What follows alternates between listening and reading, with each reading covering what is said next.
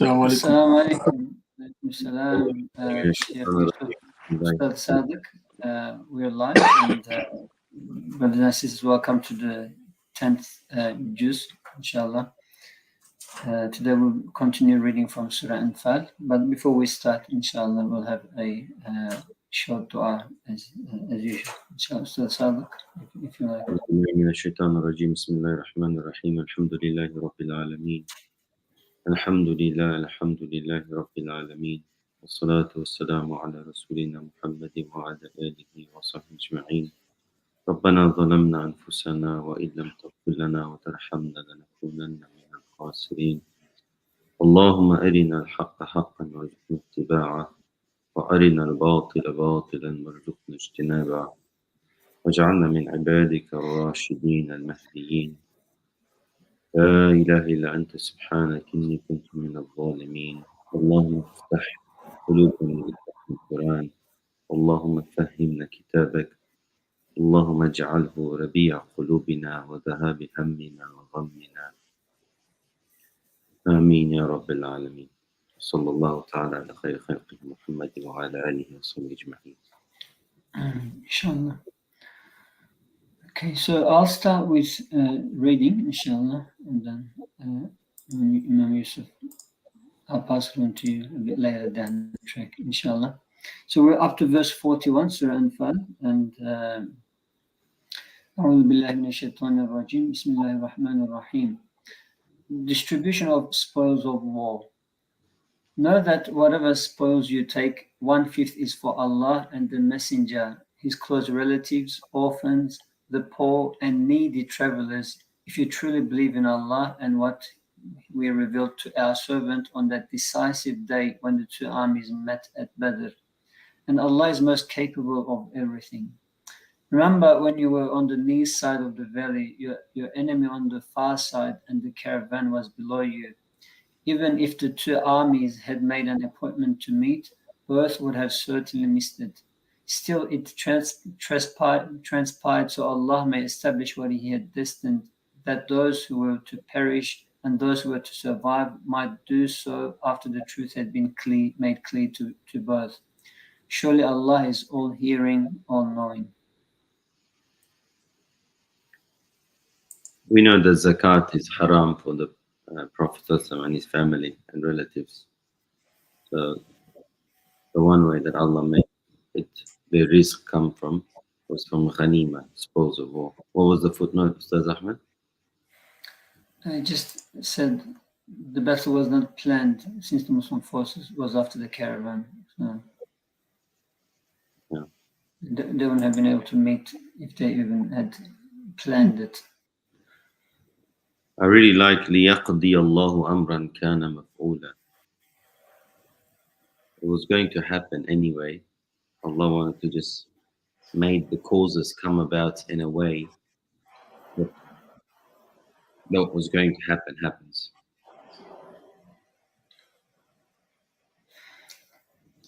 Vision of enemy force. Remember, O Prophet, when Allah showed them in your dream as few in number, had He shown them to you as many, your believers would have certainly faltered and disputed in the matter. But Allah spared you from that. Surely He knows best what is hidden in the heart. Then when your armies met, Allah made them appear as few in your eyes and made you appear as few in theirs, so Allah may establish what He had destined. And to Allah all matters will be returned for judgment. The Prophet's dream is mentioned only the Prophet ﷺ, fi manamika, in your dream. But when it comes to words like fashiltum wa la tanaza'atum, you would have surely become faint-hearted and faltered or argued. That's the plural is used for the companions and everyone else. But for the Prophet ﷺ, it's fi manamika. Allah subhanahu wa ta'ala showed each side less to the other, not just the Quraysh less to the Muslims. He showed the Muslims less in numbers to the Quraysh, for them to be also come and participate in the war. لِيَقْضِيَ اللَّهُ أمرا كان مفعولا. Word of advice. O believers, when you face an enemy, stand firm and remember Allah often so you may triumph. Obey Allah and His Messenger and do not dispute with one another, or you would be discouraged and weakened. Persevere, surely Allah is with those who persevere.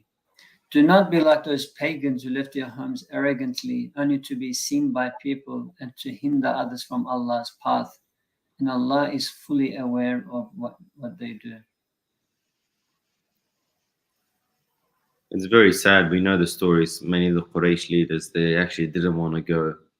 But Abu Jahl and the like said, "Oh, are you afraid? Are you a coward?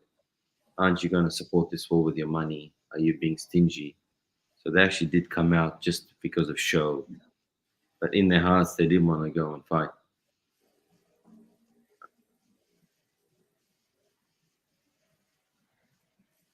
Satan tempts the Meccan pagans. And remember when Satan made their evil deeds appealing to them and said, "No one can overcome you today. I'm surely by your side." But when the two forces faced off, he cowered and said, "I have absolutely nothing to do with you. I certainly see what you do not see. I truly fear Allah, for Allah is severe in punishment." This in the books of Sirah, this incident, it says that Satan actually came in the form of a man. And they say, we heard this guy, he said this to us, go ahead. He full on encouraged him at the end. And we didn't know him. So just like angels can take on the form of a man, it appears that this verse is saying, so can devils.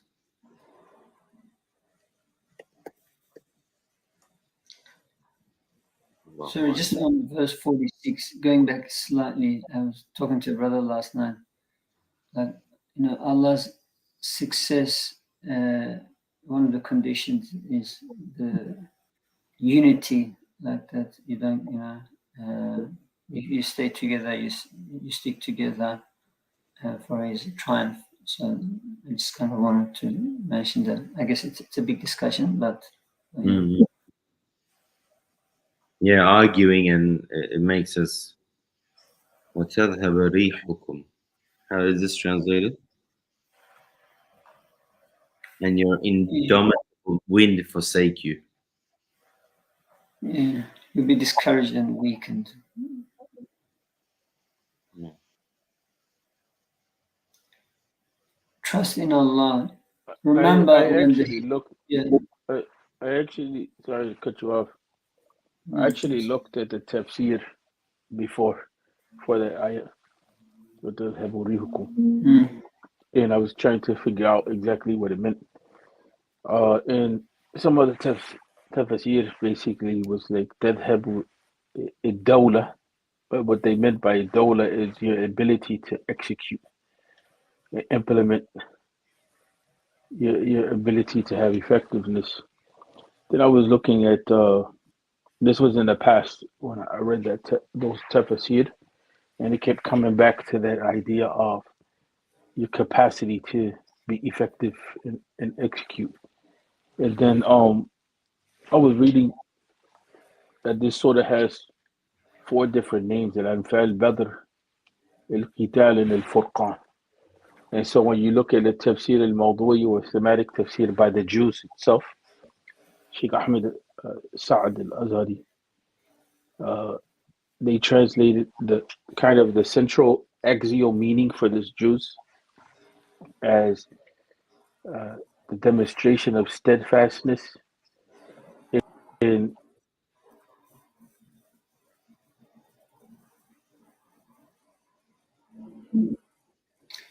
Sheikh Yusuf, we just lost you. We can't hear you.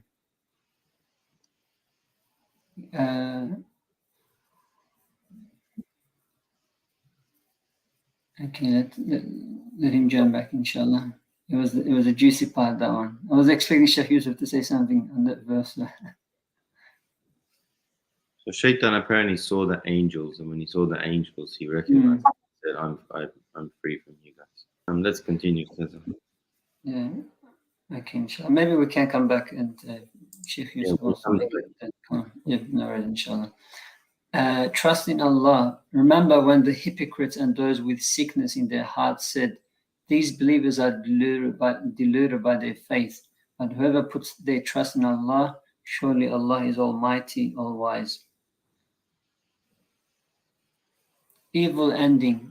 If only you could see when the angels take the souls of the disbelievers, beating their faces and backs, saying, taste the torment of burning. This is the reward for what your hands have done, and Allah is never unjust to His creation.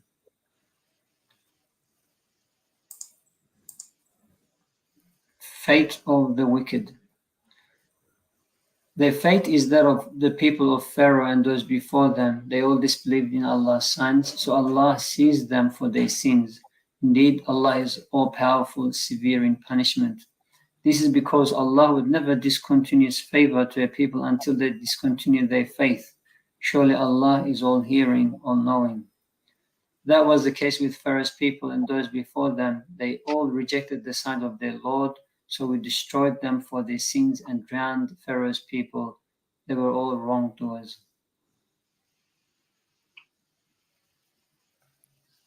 And it was said, I think, that Abu Jahl was the Fir'aun of this ummah. And so him dying in Badr is similar to Fir'aun and his people being destroyed. It's interesting, the companions obviously witnessed that they saw the victory. When the Quran comes, it fully explains the matter from the unseen side, the role of the angels, the role the devil played, the angels taking the souls of these unbelievers when they died. It full on gives it a full new perspective and reminds the companions that it was really the victory came from Allah subhanahu wa ta'ala. You guys, some of you would have wanted just to attack the caravan. There were all these other issues. If Allah did not make you guys look small to one another, it would have not happened. So the Quran is humbling even after such a victory, reminding everyone that this victory was only from Allah subhanahu wa ta'ala. Because the greatest battle in history. No, we lost his back. We're just going to say the main theme here perhaps is arrogance, like touching upon arrogance, like continuing talking about Pharaoh, and at the same time, why would you stop perhaps your I guess discontinue your faith could be partly due to arrogance.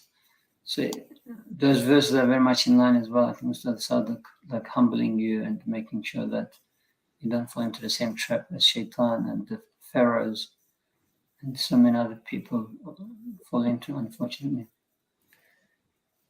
Sheikh Yusuf, welcome back. Sorry about that. I got knocked off. No worries, inshallah. Did you want to finish off what you were saying with the previous ayah? Yeah, one of the approaches to thematic tafsir, or one of the end results of a thematic reflection on the Jews, is that basically we're seeing the two examples between steadfastness and hypocrisy. What's being clarified is those two realities, steadfastness and hypocrisy. I think that for those that may be a little confused, sometimes thematic tafsir, you're looking at the idea of what are the themes that we're getting here, that what are the main themes. Sometimes people may differ based on knowledge, based on experience, based on familiarity. But the idea of thematic tafsir is kind of to facilitate for us our reading, right? But it's never always something that we can say that this is it. There's no other meanings. In the command to reflect upon the Quran, this is the fruits that people get. And I think also when you look at what's going on in your life and what's going on in the time period that you live in, you're able to get those meanings from the Quran. You're able to pull out themes that are relevant. But in any event, that's what Sheikh Ahmed Saad was his thematic tafsir on the Jews was saying that it's basically a clarification of what steadfastness is and the reality of dealing with hypocrisy. And when you look at the names of the surah, that is also called Al Furqan, you kind of can get that sense. You know, that's one way to kind of centralize our understanding. You know, I think we're going to see more of that also come up in Surah Tawbah. Pardon Thank me for you. No, thank you, Sheikh Yusuf. Those who violate peace treaties. Indeed, the worst of all beings in the sight of Allah are those who persist in disbelief, never to have faith. Namely, those with whom you, O Prophet, have entered into treaties, but they violate them every time, not fearing the consequences. If you ever encounter them in battle, make a fearsome example of them, so perhaps those who will follow them may be deterred. No betrayal. It was also translated as the worst creatures are those that are they're so steeped in this belief that they cannot believe.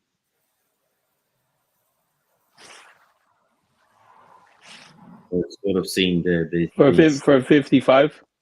Yeah, they're so deep in kufr. For whom la yu'minun is like it's one English translation from Ali Unal puts it that because of that they cannot believe.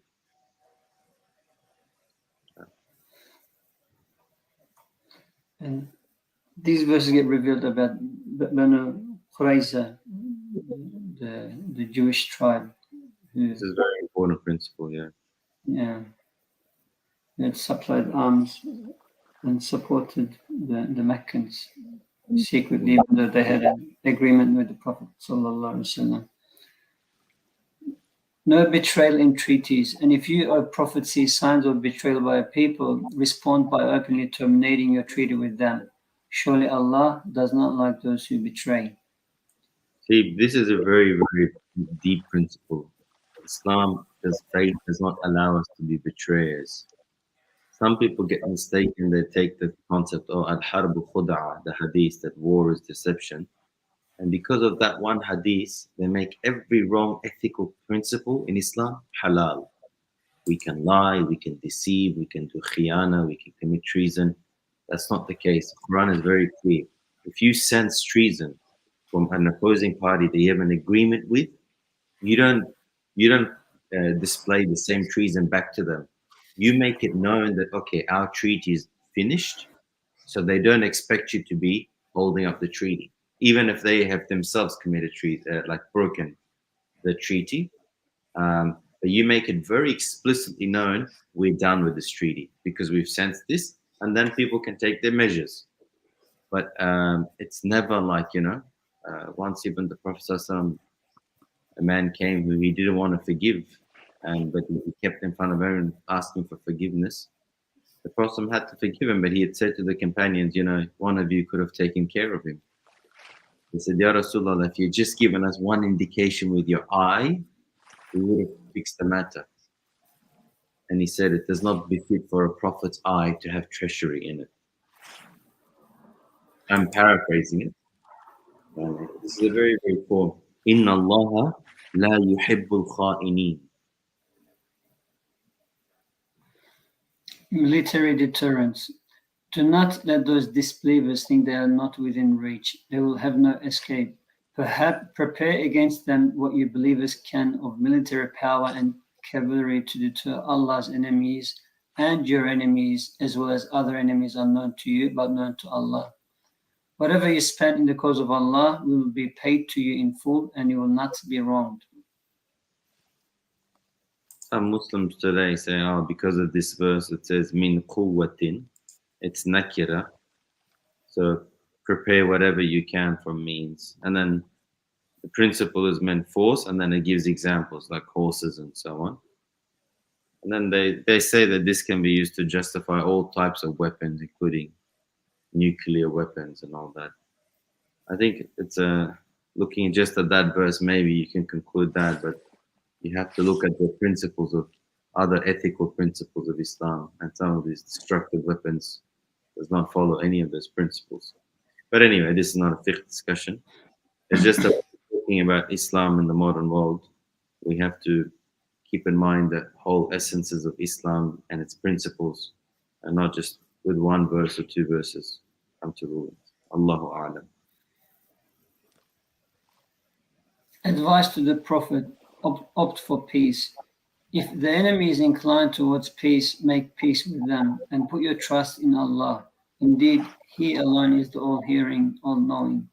But if their intention is only to deceive you, then Allah is certainly sufficient for you. He is the one who has supported you with His help and with the believers. He brought their hearts together. Had you spent all the riches in the earth, you could not have united their hearts. But Allah has united them. Indeed, He is Almighty, All-Wise. O Prophet, Allah is sufficient for you and for the believers who follow you. Yeah, that's important. I mean, I think in the modern world, going back, Henry Kissinger, he tried to, for those who don't know Henry Kissinger, he was one of the intellects of, global policy, even advising, in matters of war and so on and so forth. He had painted Islam as a religion of war because of the Dar al-Harb, Dar al-Islam concept. And, this ayah shows that that Islam, that the asl is not war, but the foundation is peace, and is not a politically correct reading.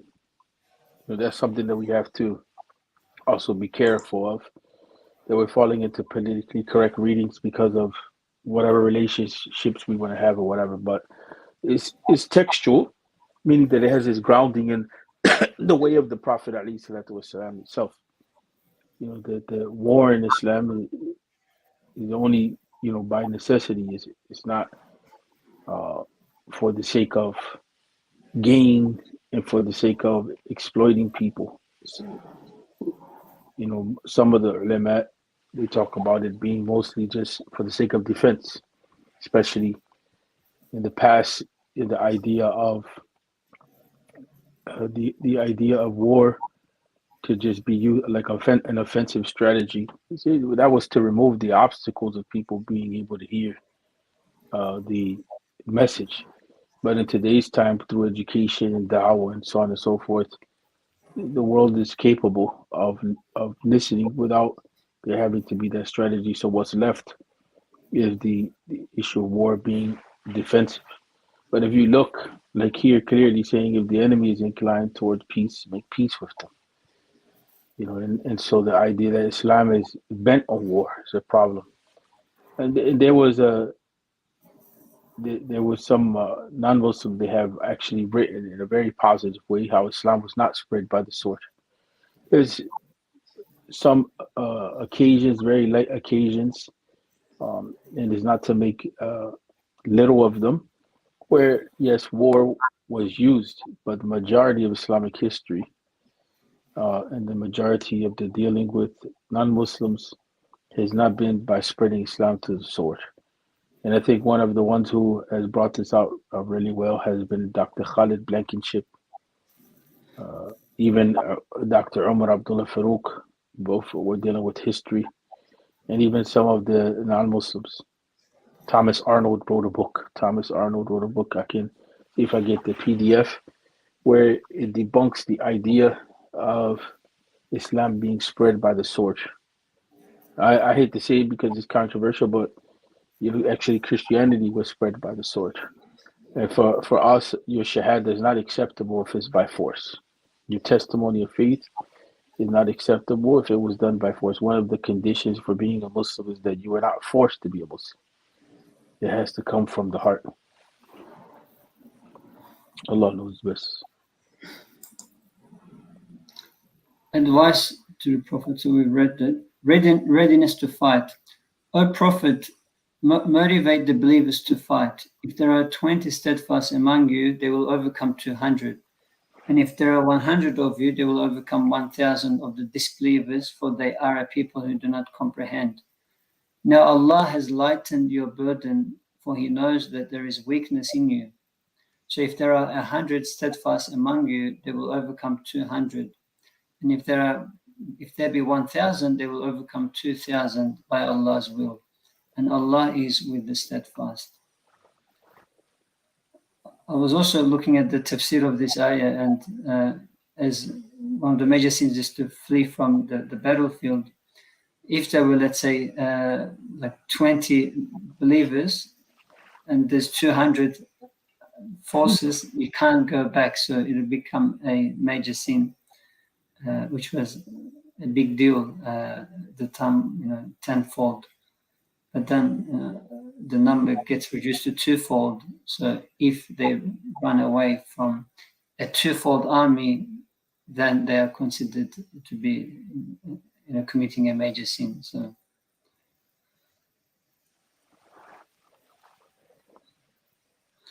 Decision on captives. It is not fit for a prophet that he should take captives until he has thoroughly subdued the land. You believers settle with the fleeting gains of this world, while Allah's aim for you is the hereafter. Allah is Almighty, All-Wise. Had it not been for a prior decree from Allah, you would have certainly been disciplined with a tremendous punishment for whatever ransom you have taken. Now enjoy what you have taken, for it is lawful and good. And be mindful of Allah. Surely Allah is all forgiving, most merciful.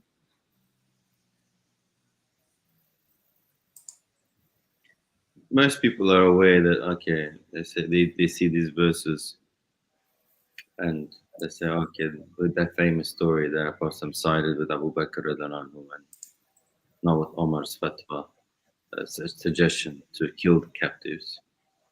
At the end of the day, Allah subhanahu wa ta'ala allows the hukum of the Prophet to continue. That became the Sharia, and that is the rules of how we deal with the prisoners of war.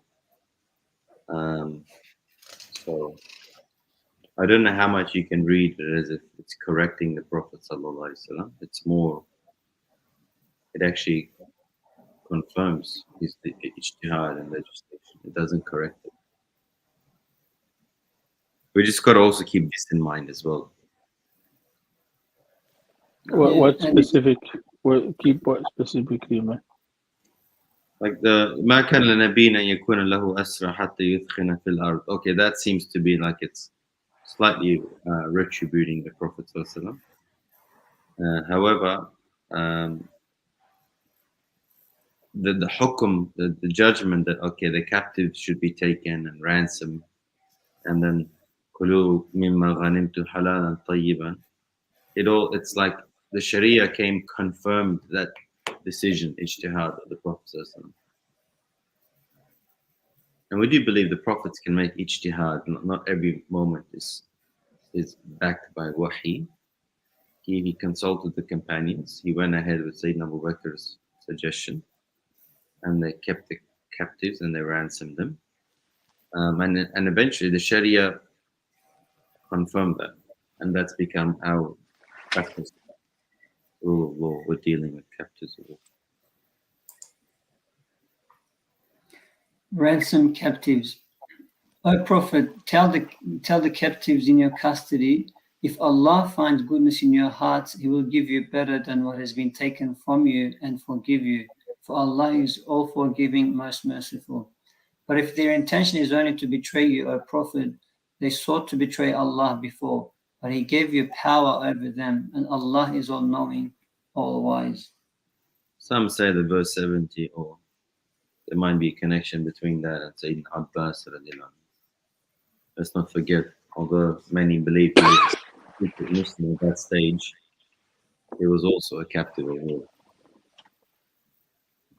We have to think about the captives of war as also as an act of mercy versus just killing those that are on the battlefield and just eliminating with them totally. And then when you look at the treatment of those, not that anyone would ever want to be in that situation, but if you look at the treatment of those who were captives of war, if they were willing to be constructive and educate the Muslims or do certain tasks, at a certain point of time they were freed from that state. I think sometimes we don't realize how Islam deals with the messy things of life. It gives us ethics.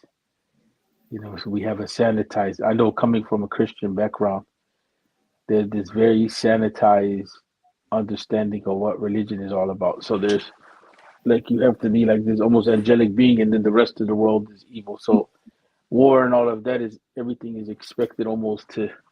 There's no, it has its own ethics without really coming back to religion. But in Islam, the ethics transfer outside of your angelic sphere into the human sphere of life. It can't just be, that is applying to someone tucked away from society, the ethics of Islam. Someone tucked away from society, not having to deal with the problems that come up with conflict and everything. And you can't use the same ethics that you're using someone that's locked away and just worship every day in the limited sense, just like, kind of like Salah Dhikr or fasting. You can't use that ethics and think that it's going to apply to every aspect of life because there's human conflict. So Islam applies to life itself in that regard. Allah knows best. Guardianship among believers. Those who believed immigrated and struggled with their wealth and lives in the cause of Allah, as well as those who gave them shelter and help. They are truly guardians of one another. As for those who believed but did not immigrate, you have no obligations to them until they immigrate. But if they seek your help against persecution in faith, it is your obligation to help them, except against people bound with you in a treaty. Allah is all seeing of what you do. As for the disbelievers, they are guardians of one another, and unless you believers act likewise, there will be great oppression and corruption in the land. SubhanAllah. What do you think about that ayat? What do you think about that ayat? Because that's oftentimes these type of ayat, the Quran is laying down the principle and saying there's a consequence here. And unless you believers act likewise. Unless you act likewise towards one another, there will be widespread persecution in the earth and a great corruption. It's another reading. Here says there will be great oppression and corruption in the land. Remember that the translations are like kind of similar to tafsir. So with some difference, but it is an interpretation. But what do you think about that? Because it seems to be a rule that's being laid down for the believers. Will not abide by all the above. There will be ruinous trouble on earth and sweeping and bloody corruption.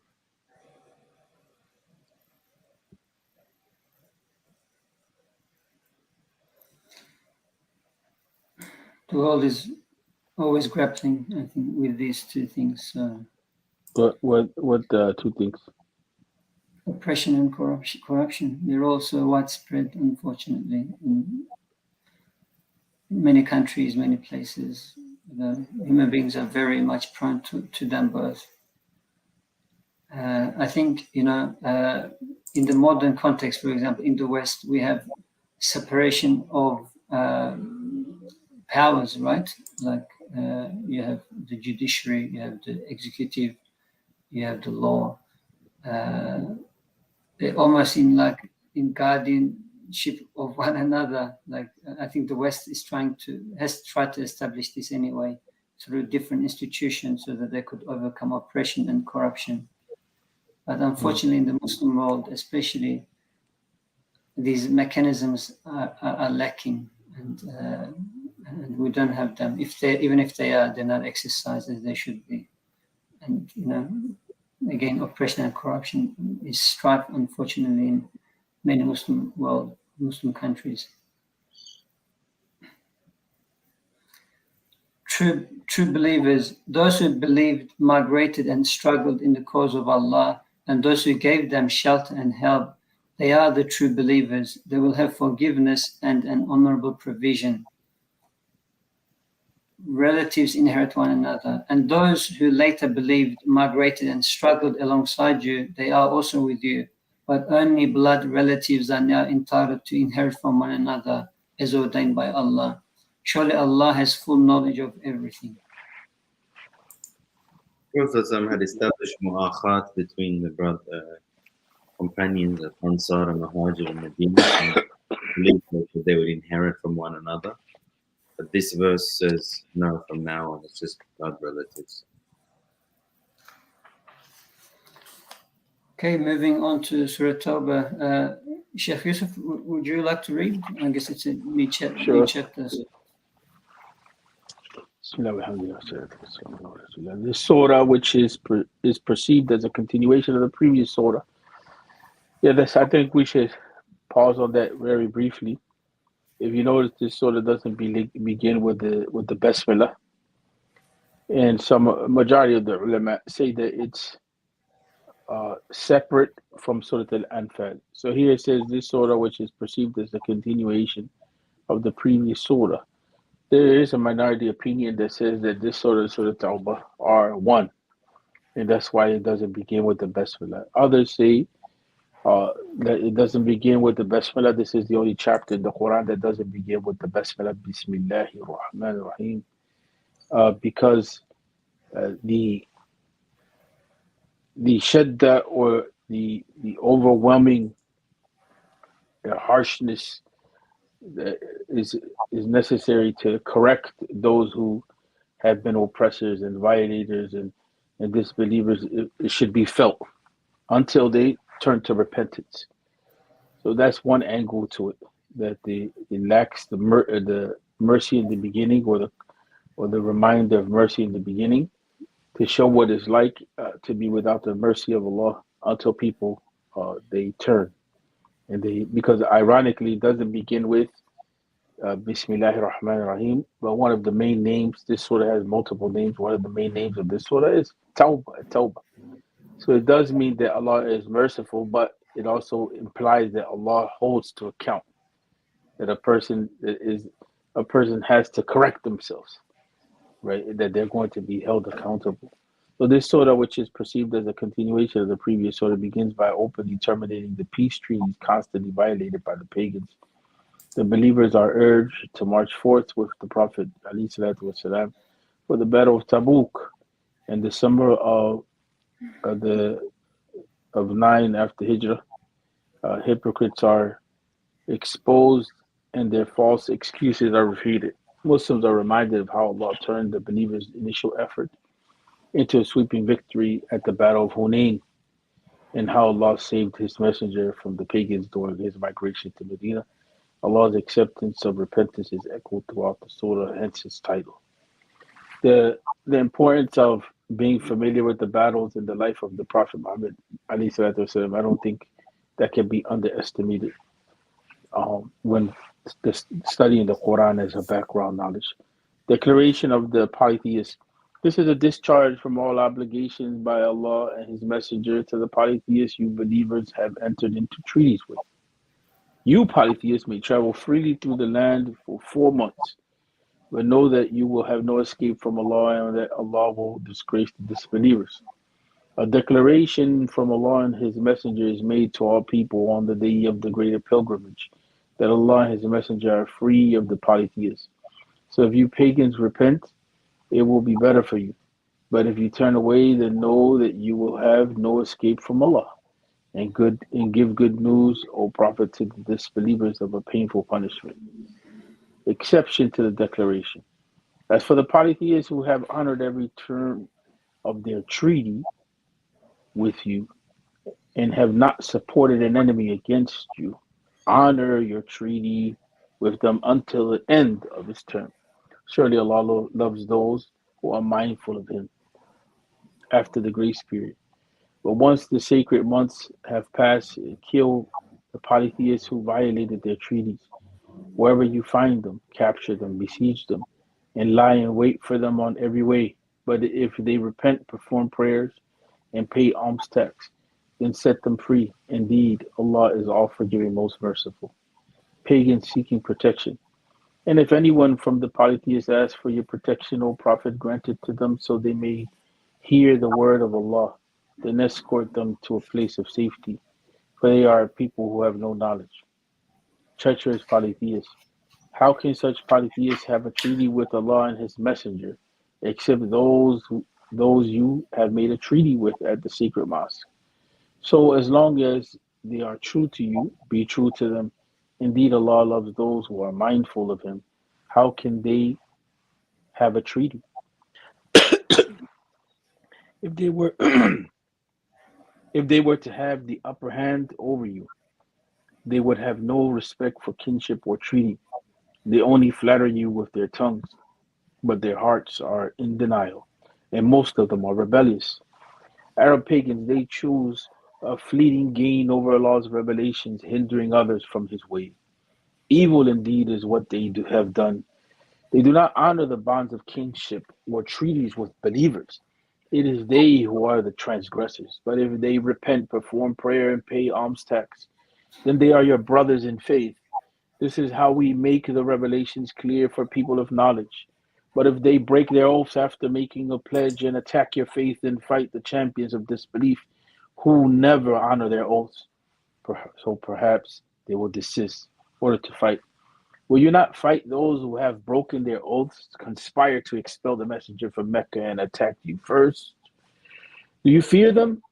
Allah is more deserving of your fear if you are true believers. So fight them, and Allah will punish them at your hands, put them to shame, help you overcome them, and soothe the hearts of the believers, removing rage from their hearts. And Allah pardons whoever He wills, for Allah is all knowing, all wise, wisdom behind fighting. Do you believers think that you will be left without Allah proving who among you truly struggles in His cause and never takes trusted allies other than Allah, His Messenger, or the believers? And Allah is all aware of what you do. Maintenance of the mosque. It is not for the polytheists to maintain the mosque of Allah while they openly profess disbelief.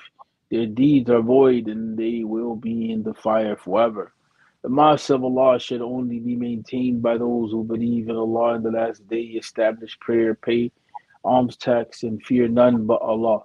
It is right to hope that they will be among the truly guided, not equal. So Do this you? was initially the Prophet ﷺ, just a little bit context, the first 2 pages or so. Uh, After the conquest of Mecca, he sent Sayyidina Abu Bakr radhiallahu anhu to be the Imam of the Hajj for that year. And as he was sending him, revelation came with these verses of the beginning of Surah Tawbah. And he gave the revelation to Sayyidina Ali ibn Abi Talib radiallahu anh, and he said, you convey it to the people of Quraysh. Sayyidina Abu Bakr then got a bit worried. He said, you have put me as the Imam, but now you're asking someone else to convey the revelation. Is there something being revealed about me that's wrong about me? Am I like... And he said, no, there's nothing wrong about you. The Prophet says to him, you will continue being the Imam. But Jibreel told me that it had to be someone from my family to convey the message. Like if someone's going to convey the Quranic message to the Quraysh, it had to be from someone from his family. It's a very interesting thing that Sayyidina Ali gets his position because of that family connection of the Prophet to convey the wahi. And the belief was that it wasn't appropriate for the Prophet to go and perform his Hajj while there were still idols, and more than idols, sorry, the Meccans were still the non-Muslims among them, sometimes doing tawaf naked and a lot of bad practices. So, and the Prophet was getting also delegations that year. So he decided to do the following year, which was the big Hajj.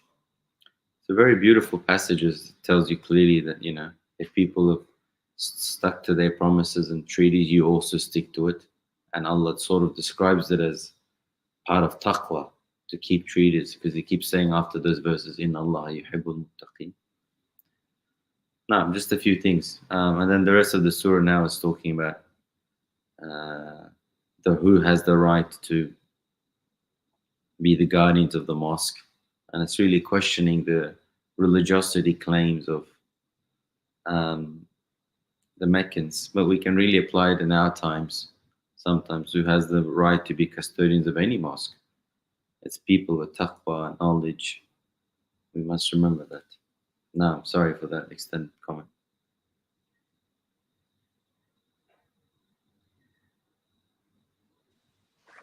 Not equal. Do you pagans consider providing the pilgrims with water and maintaining the sacred house or the sacred mosque as equal to believing in Allah on the last day and struggling in the cause of Allah?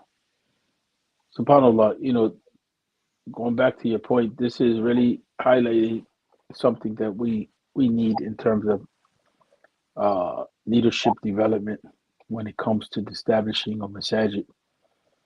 Here, the issue of management is not equal to Muslims conducting their affairs, by iman. So, and then at the core here it says, do you pagans consider providing the pilgrims with water and maintaining the sacred mosque as equal to believing in Allah the last day and struggling in the cause of Allah? So the idea of building for the deen is very much in mind versus just the idea of management. Because our masajid are stuck with this, and we still haven't come out of this problem that management of certain activities. People think because we're managing these activities, we're automatically the leaders and the decision makers and the ones that are to be given the right over the masjid space. And here, it's saying, there's a difference. There should be some qualification. You mentioned before about the issues of belief, but I think also the idea of those who struggle in the cause of Allah, they take the responsibility of the community at a higher level, and they're looking to defend the community, and they're looking to remove all those obstacles are between people and their faith. So it makes a very interesting basis for developing leadership concepts on how we should be training the next generation. Because many of us, we're on our way out of here, but the next generation should be trained on exactly how they should uh, conduct themselves in these institutions, which has not been done. It's done in other religions, and you see it flows smoothly, but for us, it has not been done. Do you pagans consider providing the pilgrims with water and maintaining the sacred mosque as equal to believing in Allah on the last day and struggling in the cause of Allah? They're not equal in Allah's sight, and Allah does not guide the wrongdoing people. Reward of the believers. Those who have believed, emigrated, and strived in the cause of Allah with their wealth and their lives are greater in rank in the sight of Allah. It is they who will triumph. Their Lord gives them good news of His mercy and pleasure and guard us with everlasting bliss, to stay there forever and ever. Surely with Allah is a great reward. Warning to the believers. O believers, do not take your parents and siblings as trusted allies if they choose disbelief over belief. And whoever of you does so, they are the true wrongdoers. Say, O Prophet, if your parents and children and siblings and spouses and extended family and the wealth you have acquired and the trade you fear will decline in the homes you cherish. If all these are more beloved to you than Allah and His Messenger and struggling in His way, then wait until Allah brings about His will. Allah does not guide the rebellious people. Victory is from Allah alone. Indeed, Allah has given you believers victory on many battlefields, even at the battle of Hunain, where you took pride in your great numbers. But they prove of no advantage to you. The earth, despite its vastness, seemed to close in on you. Then you turned your back in retreat. Then Allah sent down His reassurance upon His messenger and the believers, and sent down forces you could not see, and punished those who disbelieved, and punished those who disbelieved. Such was the reward of the disbelievers. Then afterwards Allah will turn in grace to whoever He wills, and Allah is all forgiving, most merciful. No more idolatry at the Kaaba. O believers, indeed the polytheists are spiritually impure, so they should not approach the sacred mosque after this year. If you fear poverty, Allah will enrich you out of His bounty if He wills. Surely Allah is all knowing, all wise. Command to fight. Fight those who do not believe in Allah in the last I just day nor read come. that, sorry to cut you, that initially when the Muslims had to consider banning the mushriks, polytheists from coming. There was a financial worry they had that perhaps they Yeah. you think about Hajj now, subhanAllah, they said there's no room. They're putting so many limits on Muslims. فَسَوْفَ يُغْنِيكُمُ اللَّهُ مِنْ فَضْلِهِ إِنْ شَاءَ لَقَدْ شَاءَ اللَّهُ وَأَغْنَانَا مِنْ فَضْلِهِ. It's funny, never before have I seen these parallels between our contemporary world. How it is that there's still lessons in there. That's like what you said is very true. I think Ustaz To be fair to the Saudis, there's many things that can be criticized. But to be fair, it is very challenging the logistics that are necessary to maintain a place where you have so many people coming in at one time. Uh, and it's extremely difficult. And then the idea of how do you maintain the place economically? I think that's the challenge, not only of Al Haram in these days, Al Haramain, and even including Masjid Al Aqsa, what it's under, but every mosque and even every institution, to be honest with you, of the Muslims is struggling with this idea of how you maintain. And then here we're given that reassurance. We're given especially for the masajid.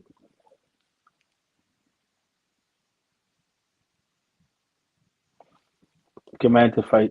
Fight those who do not believe in Allah on the last day, nor comply with what Allah and His Messenger have forbidden, nor embrace the religion of truth from among those who were given the scripture, until they pay the tax, willingly submitting, fully humbled, blind following. The Jews say Ezra is the son of Allah, while the Christians say the Messiah is the son of Allah. Such are their baseless assertions, only parroting the words of earlier disbelievers. May Allah condemn them. How can they be deluded from the truth? They have taken the rabbis and monks as well as the Messiah, son of Mary, as lords besides Allah, even though they were commanded to worship none but one God. There is no God worthy of worship except Him. Glorified is He above what they associate with Him. The true faith, they wish to extinguish Allah's light with their mouths, but Allah will only allow His light to be perfected even to the dismay of the disbelievers.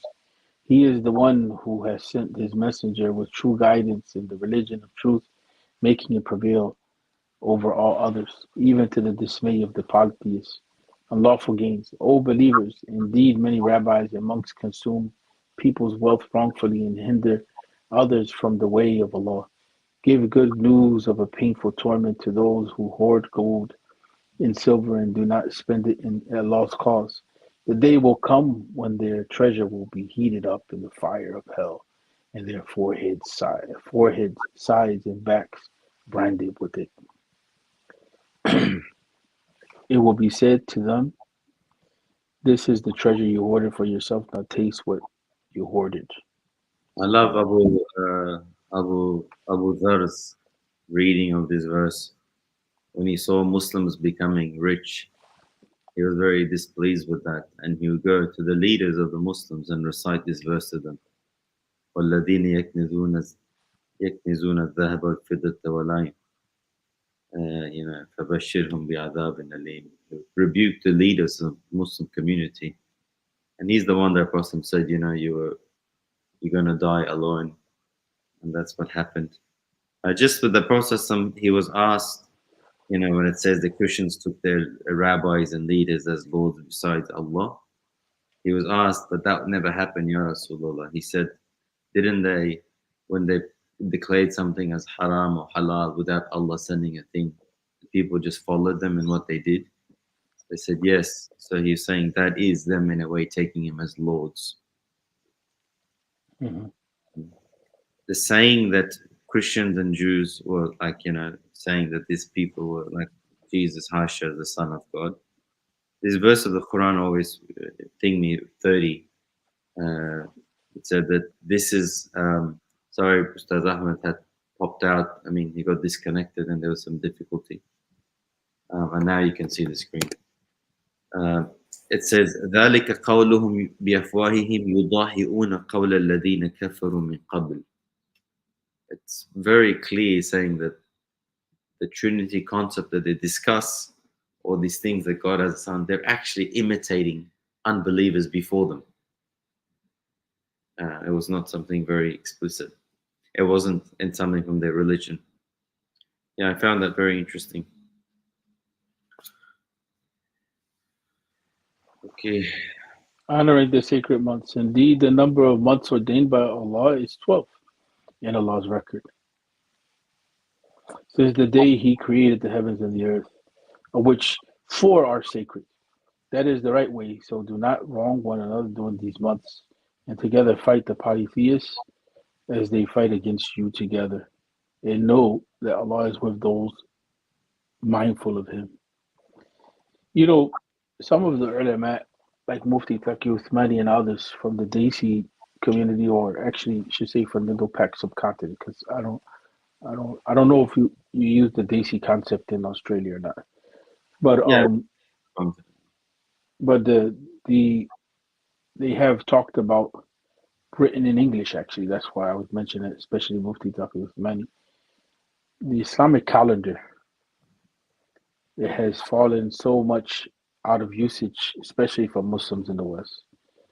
And even with, I hate to bring up a controversial point during Ramadan, but even with the issue of the moon sighting, we've gotten to the point where the Islamic calendar is not regarded.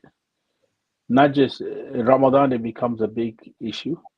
Uh, Alhamdulillah hasn't been a big issue for the last few years, but it has unfortunately come back a little again. But the the reality of the situation is that there is a calendar, right?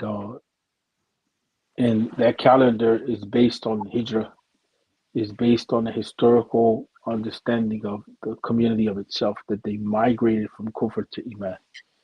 And it overlaps with this calendar here. And one of the things that happened, we should be mindful of this, and I'm not trying to get into this opinion is stronger than this opinion, but the Jewish community at one point in time was going through similar stuff that we're going through with the issue of how do we determine the moon, because we're living in what was at one time a predominantly Christian society, which is running by the lunar calendar, right? And so the idea of how do you maintain the calendar came up. So they started to go with calculation to the point that they just stopped completely even uh, dealing with the lunar calendar period in the way that it was once dealt with. So we have to realize that that's something. We follow Huh? the lunar calendar, but then they say we solely adjust it. Yes. So that's why Yes. Easter is always in one particular time of the year. Which, to be honest, it sounds like Nasi, which is what the verse of the Quran says. What do you mean? إنما النسيء زيادة في الكفر. That's another form of Nasi, of just keeping it within. But here, the Arabs were like full on changing the time just so it can match the harvest time and so on. Yes. So that's something to consider. You know what I'm saying? We have to teach our children that reality. Yeah, yeah. You know, and that most countries have come to some sort of compromise between citing and calculation together. That has its own discussion, but at least we should be aware of the calendar and the names of the months and what has happened in them and why they're significant and so on and so forth. Aside from just the Yeah. uh, the customary stuff that's done. Indeed, the number of months ordained by Allah is 12, and Allah's record since the day He created the heavens and the earth, of which 4 are sacred. That is the right way. So do not wrong one another during these months, and together fight the polytheists as they fight against you, and know that Allah is with those mindful of Him. Reallocating the sanctity of these months is an increase in disbelief, by which the disbelievers are led far astray. They adjust the sanctity 1 year and uphold it another year, only to maintain the number of months sanctified by Allah, violating the very months Allah has made sacred. Their evil deeds have been made appealing to them, and Allah does not guide the disbelieving people, clinging to this life. Oh believers, what is the matter with you that when you are asked to march forth in the cause of Allah, you cling firmly to your land or to the earth? The Quranic, the words are so ما إذا قيل لكم انفروا في سبيل الله ثَاقَلْتُمْ إِلَى الْأَرْضِ. Yeah. Really, the voice, it matches the meaning. It says, when it said go, the shadda, ثَاقَلْتُمْ إِلَى الْأَرْضِ, you just get clung to the earth. It's very beautiful. It's like Allah saying, fly to the birds, to the heavens, but you're getting stuck onto the earth. I just really like the imagery and the way, the voice of the words. Yeah, that's the mu'jizat al-Quran. Do you prefer the life of this world over the hereafter? The enjoyment of this worldly life is insignificant compared to that of the hereafter. If you do not march forth, he will afflict you with a painful torment and replace you with other people. You are not harming him in the least, and Allah is most capable of everything, supporting the Prophet.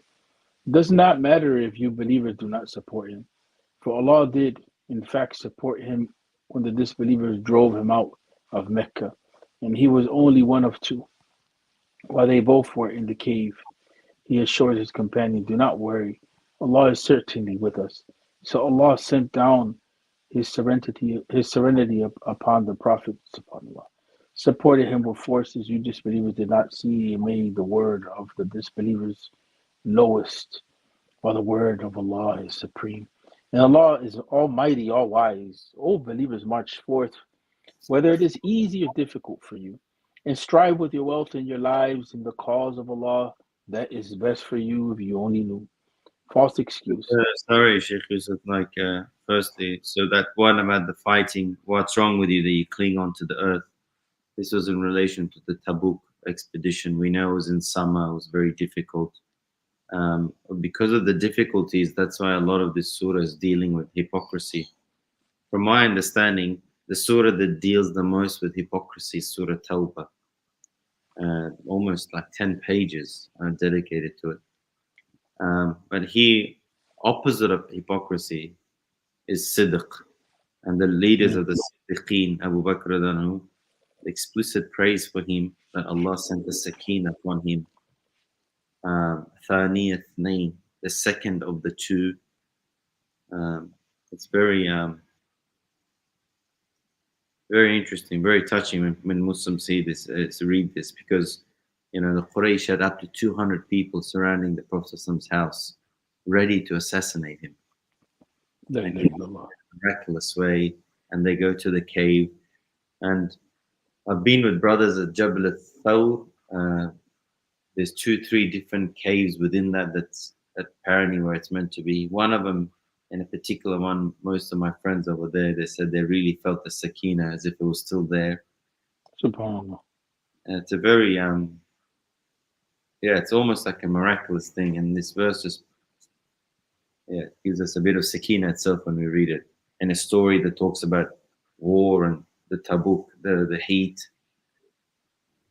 No, sorry, I just wanted to mention the connection to Sayyidina Abu Bakr. Jazakum al-khair. Jazakum al-khair.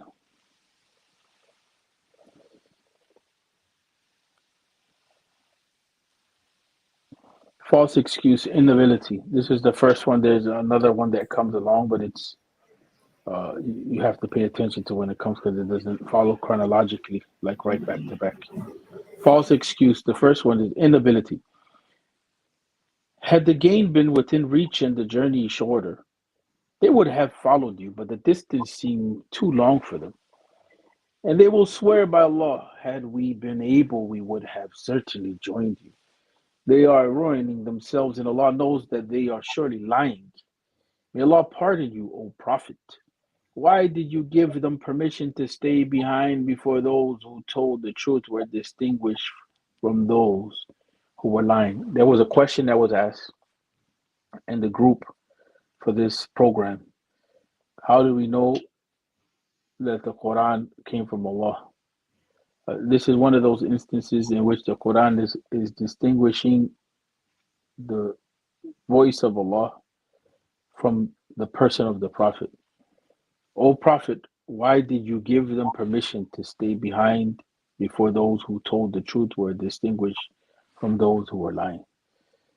So the Prophet ﷺ was not known to be a person of split personality, which that would entail if he was the author of this, he would have to have that tactic, and it comes up so often in the Quran, it would have to be a constant in his personality.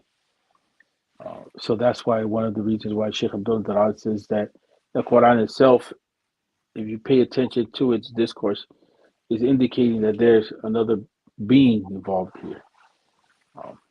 Many cases And why pardon? when the beginning of Revelation pauses for a while, a person gets worried. When the Jews Right. come and ask him about a few questions, he says, "Come tomorrow, I'll give you the answer." But then the revelation doesn't come for a month. He's put in an awkward situation because verbally, apparently, he meant to say, "Inshallah." That wasn't said. Nearly every page of the Prophet of the Quran, you see God talking to the Prophet. You clearly see two people. If not, I can't use the word people. Yeah. Two persons. It's very, very, explicit. O Prophet, why did you may Allah pardon you, O Prophet? Why did you give them permission to stay behind before those who told the truth were distinguished from those who were lying? Exemption for fighting. Those who believe in Allah and the last day do not ask for exemption from striving with their wealth and their lives. And Allah has perfect knowledge of those who are mindful of Him. No one would ask for exemption except those who have no faith in Allah or the last day and whose hearts are in doubt. So they are torn by their doubts, the troublemakers. Had they really intended to march forth, they would have made preparations for it.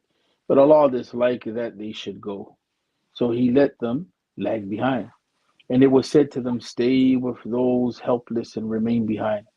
Had they gone forth with you believers, they would have been nothing but trouble for you and would have scrambled around, seeking to spread discourse in your midst. And some of you would have eagerly listened to them.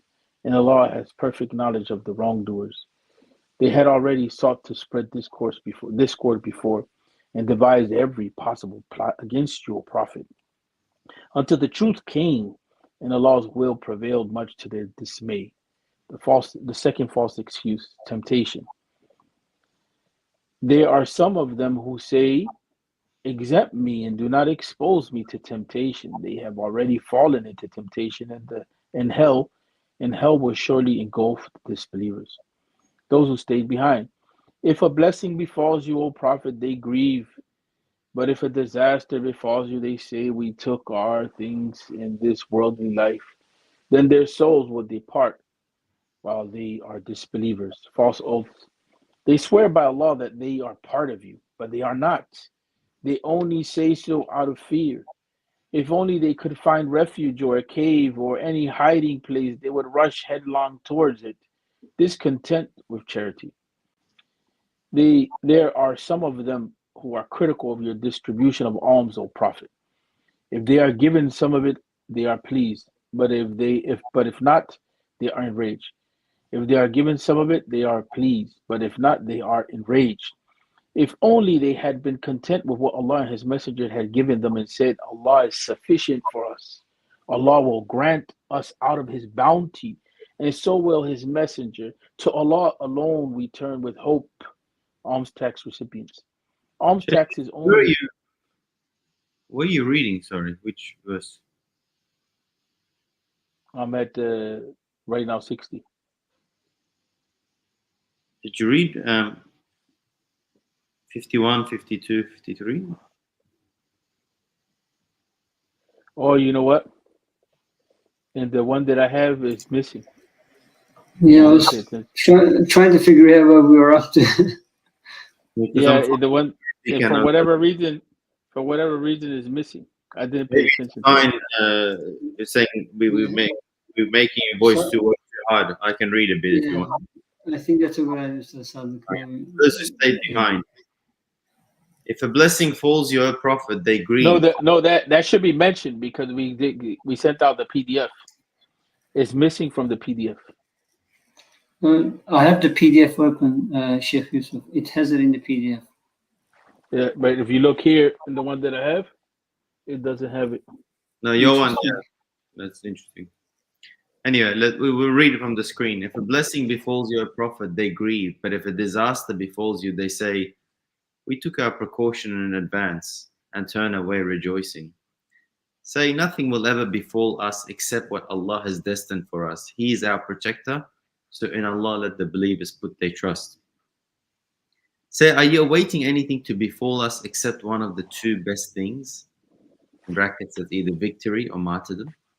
But we are waiting Allah to afflict you with torment either from Him or at our hands. So keep waiting, we too are waiting with you. It needs to be reminded, Allah subhanahu wa ta'ala really vividly describes the hypocrites, but the hypocrites are not one group of category of people. Just like we were talking about nuance with Ahl Kitab, some of them are like this, the hypocrites, there's a whole range of them. And so traditionally, Muslim scholars, they only divided hypocrites into two, nifaq al-i'tiqad or nifaq fil-amal. To have hypocrisy in belief, that's when you actually don't believe but you pretend. A lot of the times, like these verses are speaking of those. The other one is the lesser hypocrisy when you have a bit of riya or laziness, and so we have to distinguish between the two. But here, the verse of the Quran, you can perhaps pull out many different categories based on different psychological weaknesses and excuses and laziness. Allahu alam. Unaccepted contributions. Say, O Prophet, whether you donate willingly or unwillingly, it will never be accepted from you, for you have been a rebellious people. And what prevented their donations from being accepted is that they had lost faith in Allah and His Messenger. They never come to pray except half-heartedly, and they never donate except resentfully. So let neither their wealth nor children impress you, O Prophet. Allah only intends to torment them through these things in this worldly life. Then their souls will depart while they are disbelievers.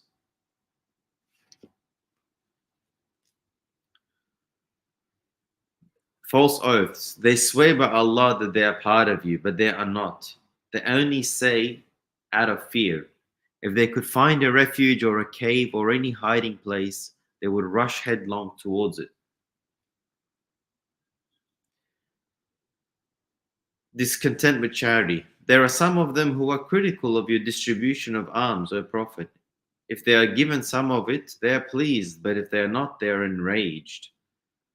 If only they had been content with what Allah and His Messenger had given them and said, Allah is sufficient for us.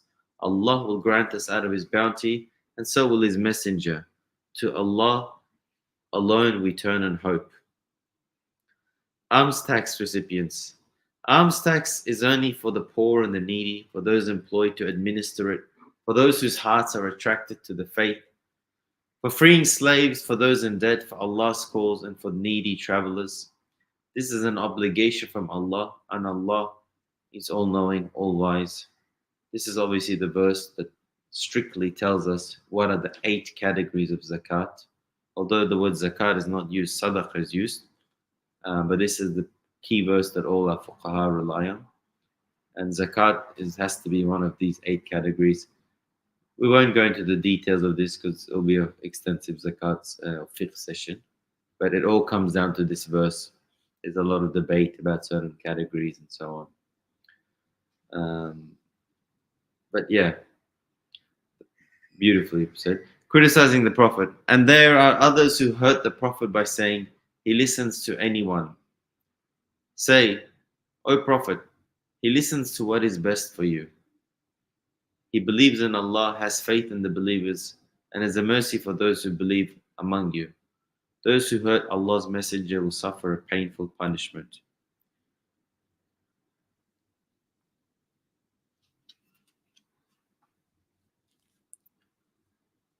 The disgrace. They swear by Allah to you, believers, in order to please you, while it is the pleasure of Allah and His Messenger they should seek, if they are true believers. Do they not know that whoever opposes Allah and His Messenger will be in the fire of hell forever? This is the ultimate disgrace. Just as a reminder for us as well, we should do things to please Allah and His Messenger, not to please Muslims always. Even though we want to keep Muslims happy, but everything we do, we need to seek Allah's pleasure in it. Because this is what the hypocrites are doing. Sometimes before we realizing it, doing things to get followers, fame, people's approval, it confuses the mind. And Allah subhanahu wa ta'ala says if any action is mixed with any type of shirk, then He doesn't accept it. We should do it purely to please Allah subhanahu wa ta'ala. Allahu A'lam. You know, Blasphemy. one thing I wanted to just mention this really fast.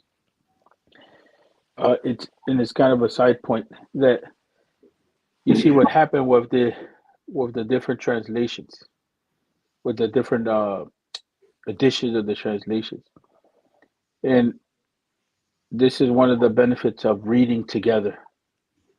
One of the benefits of reading together is you pick up on things, and that's kind of something that was you found that was one of the benefits of studying traditionally in that regard, that you pick up on these different issues that come up in the translation, and this is really a sunnah of the scholars, is a way of the scholars that is being revived. I just wanted to mention that really fast. Jazakallah khair. I was going to ask a rhetorical question, but maybe I shouldn't. But who the most today swears by Allah to please the Muslim masses? Let's keep that in the back of our minds. This is one of the biggest signs of hypocrisy. Those who, when elections are coming, they're going to the ballot boxes. But unfortunately, sometimes us Muslims, we are so ignorant of these signs of hypocrisy that when we see someone use some religious slogan or rhetoric, not only we forget that these are signs of hypocrisy, we actually see them as the leaders of the Muslims and think that they're the most sincere leaders and make all the excuses to justify any wrong actions they do. But swearing on Allah constantly is a sign of hypocrisy. When it's done to get mass Muslim approval, it's a sign of hypocrisy. Anyway, we don't want to go into a political discussion. Allahu Alam. Bis-sawab. Blasphemy exposed. The hypocrites fear that a surah should be revealed about them, exposing what is in their hearts. Say, O Prophet, keep mocking. Allah will definitely bring to light what you fear. If you question them, they will certainly say, we were only talking idly and joking around. Say, was it Allah, His revelations and His messenger that you ridiculed? Make no excuses. You have lost faith after your belief. If we pardon a group of you, we will punish others for their wickedness.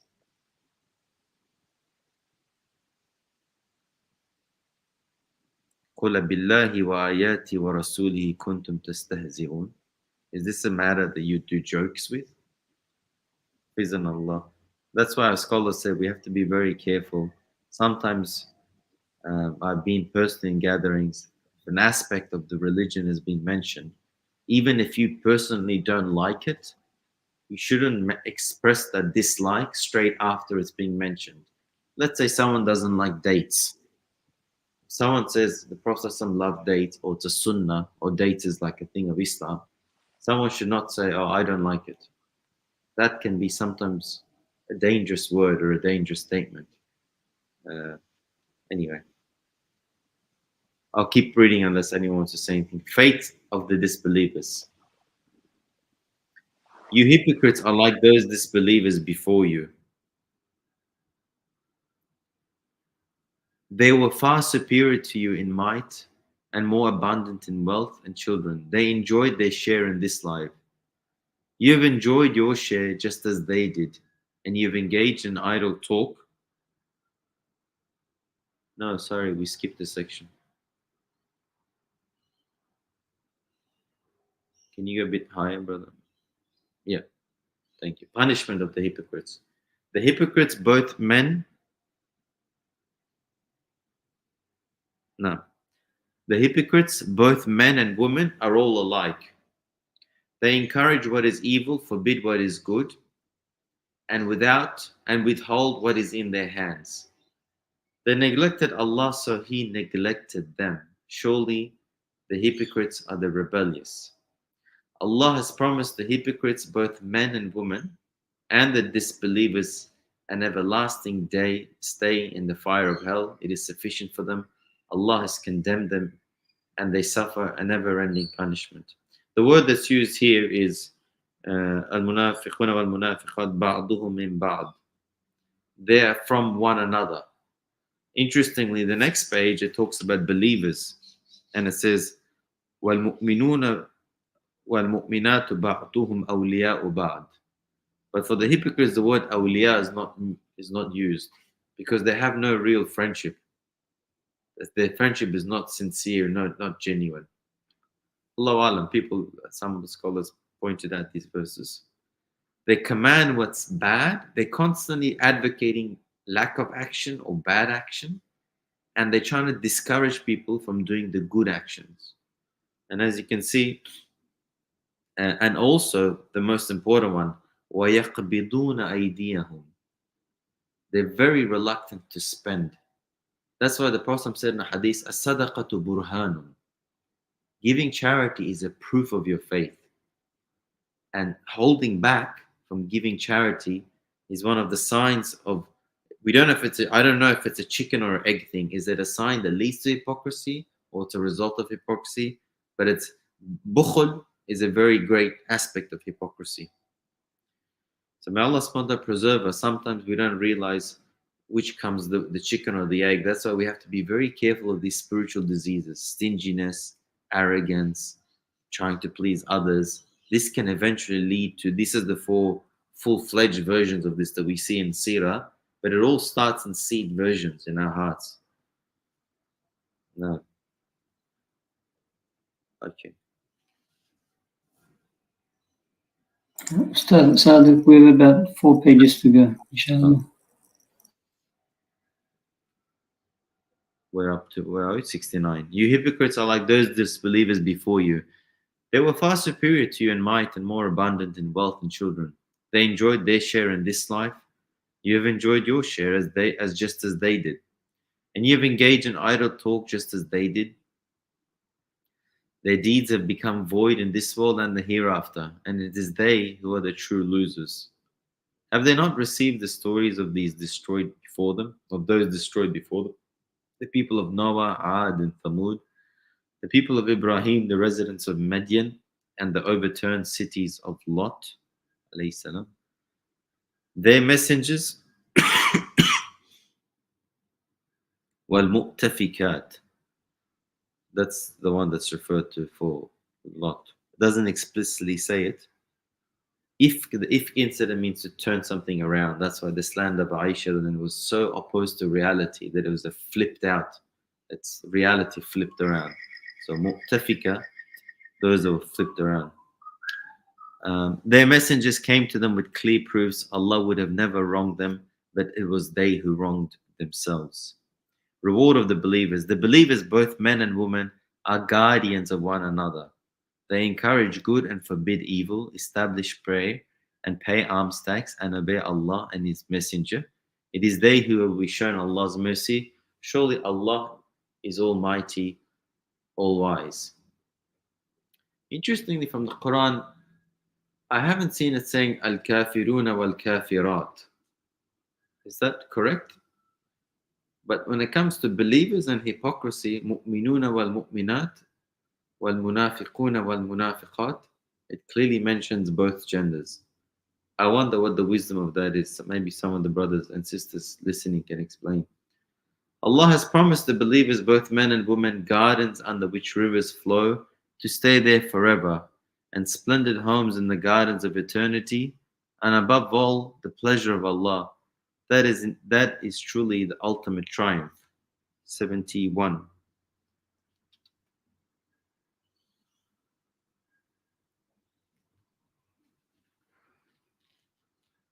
O Prophet, returning favor with ingratitude, struggle against the disbelievers and the hypocrites and be firm with them. Hell will be their home. What an evil destination. They swear by Allah that they never said anything blasphemous, while they did in fact utter a blasphemy, lost faith after accepting Islam, and plotted what they could not carry out. It is only through resentment that they pay Allah and His Messenger back for enriching them out of His bounty. If they repent, it will be better for them. But if they turn away, Allah will torment them with a painful punishment in this world and the hereafter. And they will have no one on earth to protect or help them.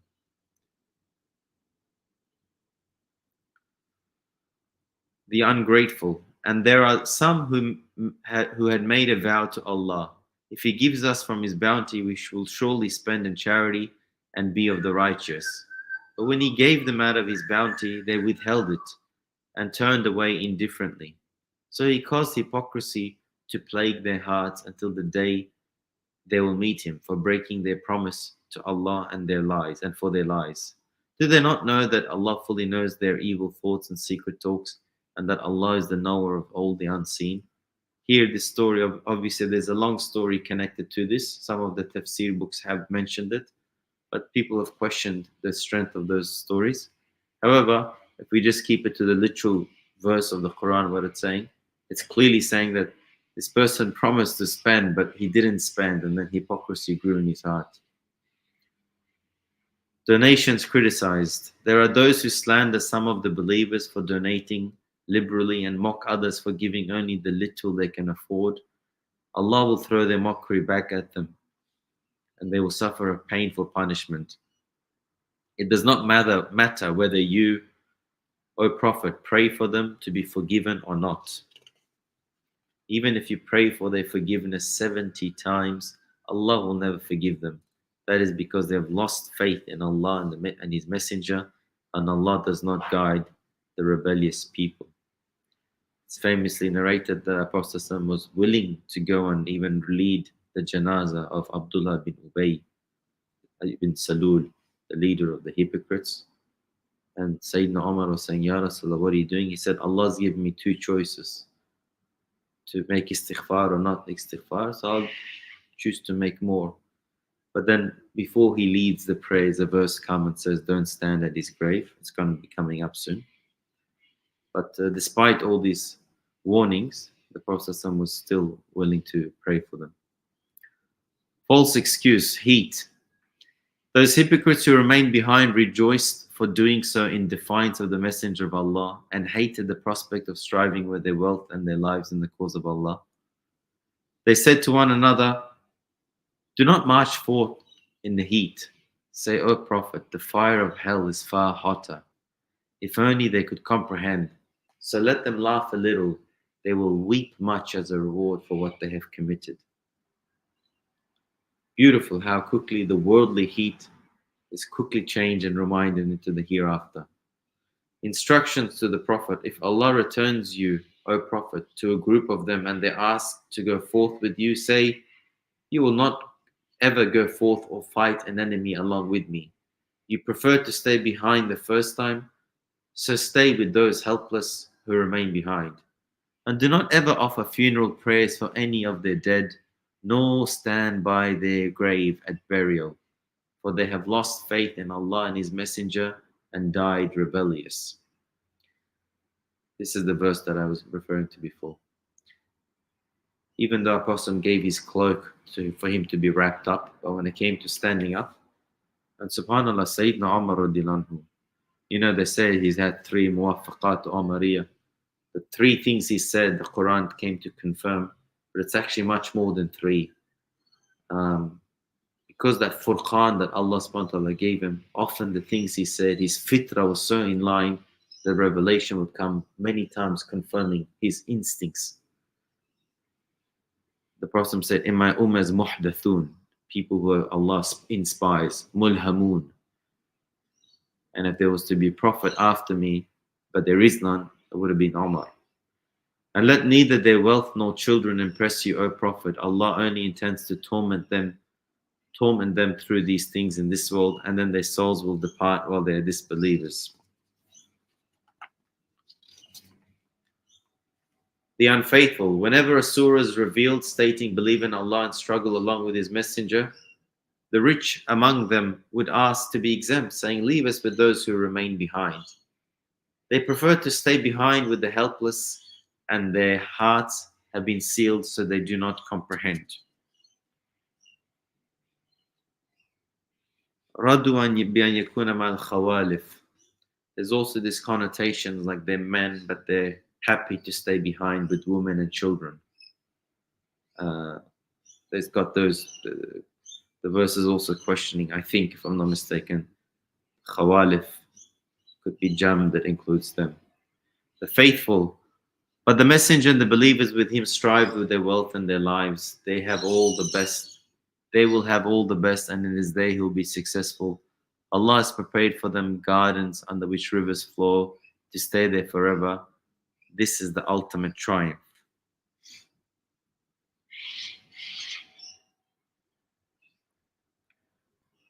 No. Last page, Ustad Salih. Okay. Some nomadic Arabs also came with excuses, seeking exemption, and those who were untrue to Allah and His Messenger remained behind with no excuse. The unfaithful among them will be afflicted with a painful punishment. Important to remember when we read the word Arab, like it's been rightfully translated, it means nomadic Arabs. Because later on, we shouldn't read it as Arabs. It's different between Arabi and A'rabi. A'rabi means the one from the desert. And by the way, the context series, they failed to participate in the Battle of Tabuk while they were meant to. Valid excuses. There is no blame on the weak, the sick, or those lacking the means if they stay behind, as long as they are true to Allah and His Messenger. There is no blame on the good doers, and Allah is all forgiving, most merciful. Nor is there any blame on those who come to you, O Prophet, for mounts when you said, I can find no mounts for you. They left with eyes overflowing with tears out of grief that they had nothing to contribute. The poor people. Maybe we could stop here, Ustad Salih, if you want. Come on. We can move on to 93 tomorrow, inshallah. Okay. Inshallah. Okay. Well, Jazakallah khairan, and have a nice day, everyone. See you all tomorrow, inshallah. Assalamu alaikum wa rahmatullah.